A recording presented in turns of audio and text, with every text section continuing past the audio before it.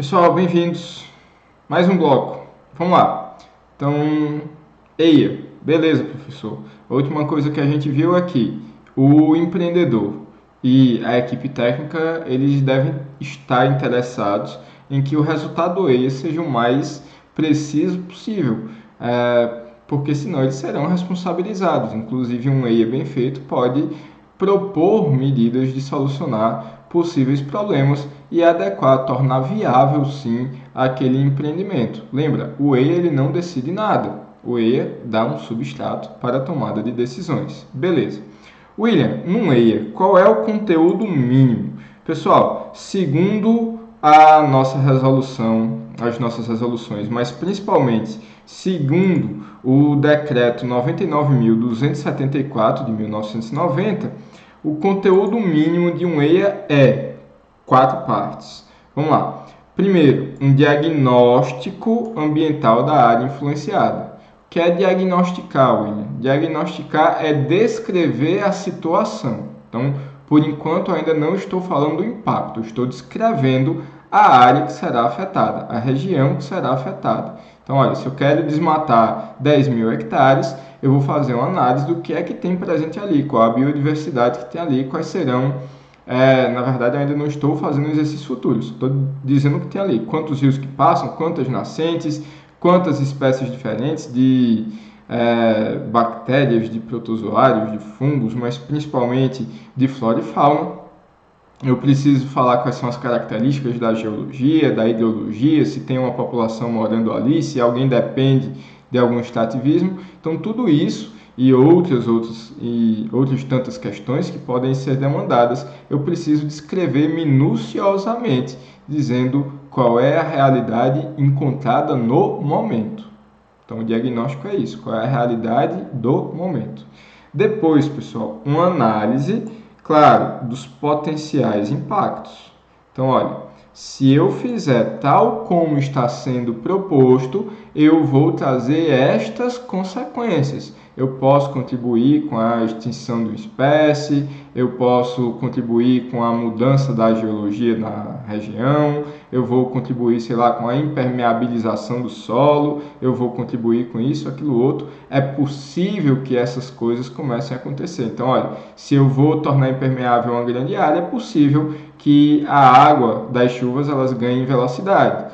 E aí eu tenho que, logo em seguida, dizer sobre as medidas mitigadoras. O que é isso, William? O que é que eu posso fazer para diminuir esses impactos? Então vamos pensar mais uma vez. Olha, a região ela comporta uma vegetação nativa, primária ou secundária. O solo é esse, com essa característica. Um dos impactos previstos é a impermeabilização do solo. É provável que quando acontecer uma chuva, a água ganhe velocidade e escorra em quantidade que não vai mais infiltrar no solo que antes era impermeável.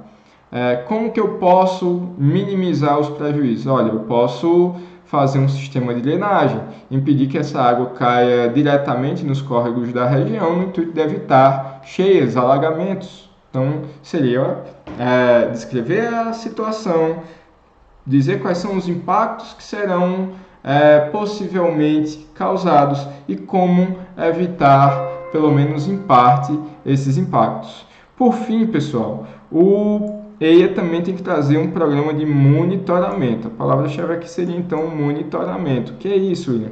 Como que eu vou medir se os impactos que estão previstos, de fato, vão se concretizar? Então, de quanto em quanto tempo eu preciso ficar fazendo análise? Dependendo do empreendimento, se é uma obra, sei lá, uma hidrelétrica, talvez eu tenha que fazer vistorias a cada ano, a cada 2 anos, a cada 10 anos.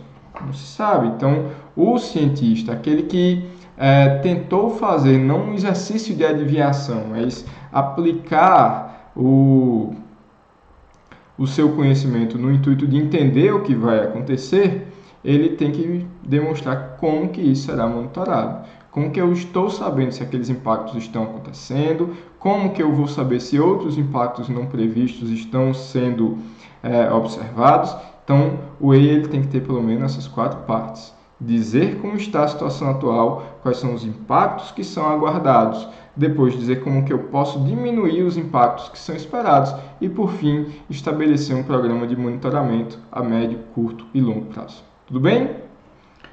Indo adiante, pessoal.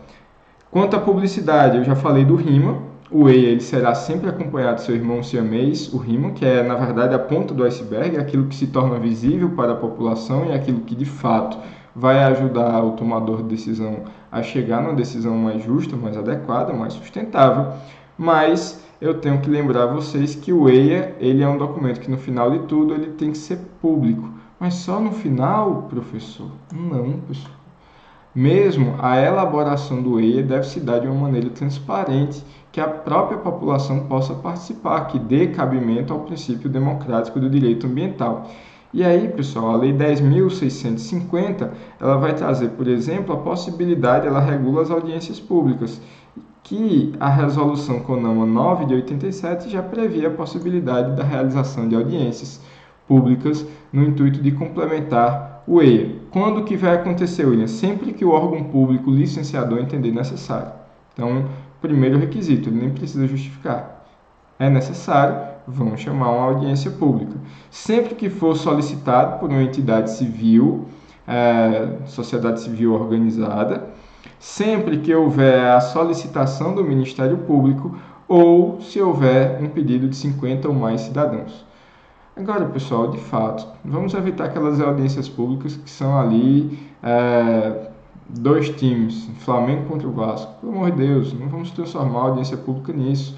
O intuito não é tumultuar e impedir que o empreendimento se concretize, ao mesmo passo que o intuito não é tumultuar e garantir que o empreendimento será aprovado. A ideia é que exista um debate democrático, plural, com várias ideias. Então, na literatura, salvo engano, o próprio professor Edson Milaré, ele narra uma situação em que determinado empreendimento em um parque, salvo engano, no Rio de Janeiro,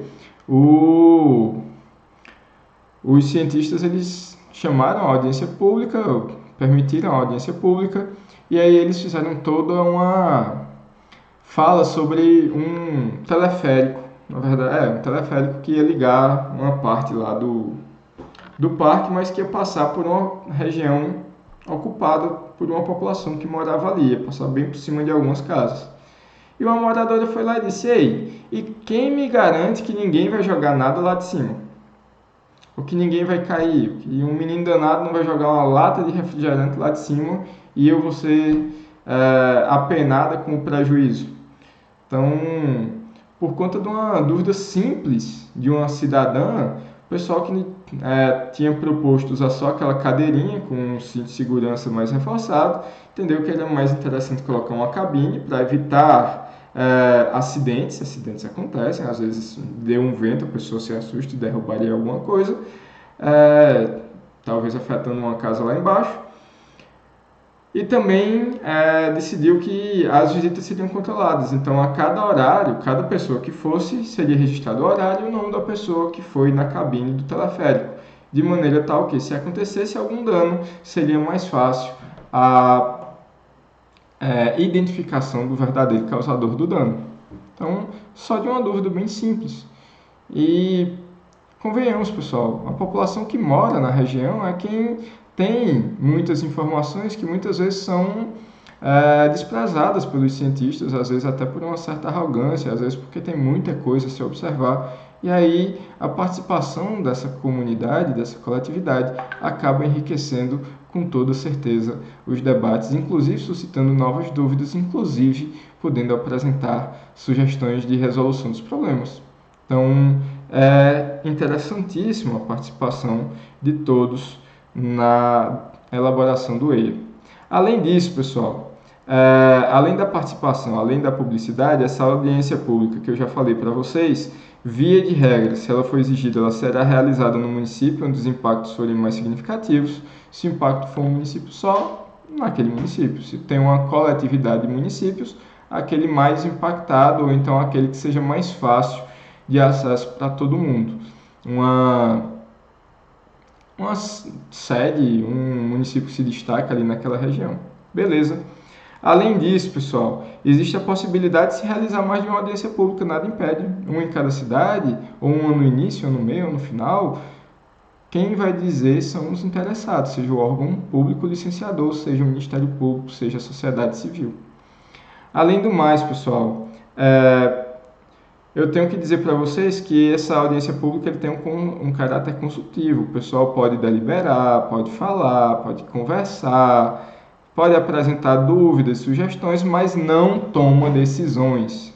Quando eu falei deliberar, esqueça, deletem essa palavra que eu falei lá atrás, porque o órgão ou a audiência pública não é deliberativa, quer dizer que ela não toma decisões. De novo, o próprio EIA não toma decisão nenhuma, quanto mais a audiência pública que vai ajudá-lo a entender os impactos que serão causados. Então lembrem, a audiência pública ela não toma decisões, ela não pode exigir que algo seja feito. O que ela pode é contribuir no aprofundamento dos debates, em apresentar novas questões que tinham sido relevadas até então, propor algum tipo de solução, etc. Mas ele não toma decisões. Além disso, pessoal, eu devo lembrar vocês que essa audiência pública ela é um procedimento bastante democrático que deve ser aberto e publicizado a todos os interessados. E aí, para encerrar o nosso bloco, encerrar a nossa aula sobre EIA, que estava programado para durar toda a semana, eu lembro a vocês que existem mecanismos de controle desse EIA, sim. O próprio órgão licenciador, ele vai fazer um controle administrativo. Como eu falei para vocês, o EIA, ele não será vinculante. O EIA, ele não toma decisões. Então, o órgão licenciador vai utilizar o EIA para tomar sua decisão. Mas mesmo que o EIA recomende a proibição, que recomende a realização, nada impede que o órgão tome uma decisão distinta, fazendo esse controle, sabendo que esse EIA ele pode ser passível de erros, sabendo que esse EIA ele foi construído por seres humanos que são falíveis. Então, primeira coisa que eu tenho que dizer para vocês aqui, não é vinculante. Segundo, a própria administração pública pode fazer o controle. Pode haver um controle judicial, professor? Pode, como eu falei para vocês, uma ação civil pública proposta pelo Ministério Público, uma ação popular, podem ser plenamente possíveis, cabíveis, no intuito de fazer o controle desse EIA, se houver alguma ilegalidade, e aplicar sanções, corrigir eventuais desvios. E por fim, pessoal, o controle comunitário, não menos importante, pelo contrário, foi o primeiro que eu coloquei aí para vocês e vamos encerrar nossa aula com ele. A própria população pode fiscalizar. O EIA ele deve ser público, todo o seu procedimento. Depois ele deve ser transformado em um RIMA, um relatório de impacto ambiental acessível a todos. Ele pode ser controlado, a própria mídia pode participar desse EIA, pode apresentar as suas inconsistências, chamar atenção. A população ela pode, hoje com tantas ferramentas como as próprias redes sociais, pressionar esses cientistas para que tomem as medidas mais corretas e não aquelas que vão representar um interesse espúrio de um empreendedor, como infelizmente ainda hoje acontece na nossa realidade. Tudo bem? Da mesma maneira que a comunidade também pode exigir que o EIA ele seja sério, ele seja honesto, seja bem feito, mas que também tenda a chegar a um resultado que permita o desenvolvimento sustentável, que traga ali ganhos econômicos, ganhos sociais, ganhos culturais para toda a sociedade. Tudo bem? Pessoal, foi um grande prazer para mim ter a companhia de vocês até agora. Se gostaram da aula, curte aí todos os blocos. Se não gostou, deixe sua crítica, deixe o dislike aí também. Deixe suas dúvidas, seja aqui no YouTube, mas preferencialmente lá no portal do Unileão Virtual.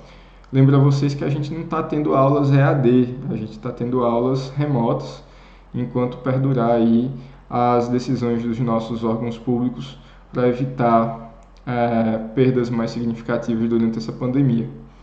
Estou à disposição de vocês, lá no WhatsApp, lá no Unileão Virtual. Então, por favor, não guardem as dúvidas com vocês, vamos discutir, vamos debater. E lembrem que esse assunto será cobrado de vocês lá na AV2. Tudo bem? Pessoal, bom dia, boa tarde, boa noite. Saudações e muita saúde para todo mundo.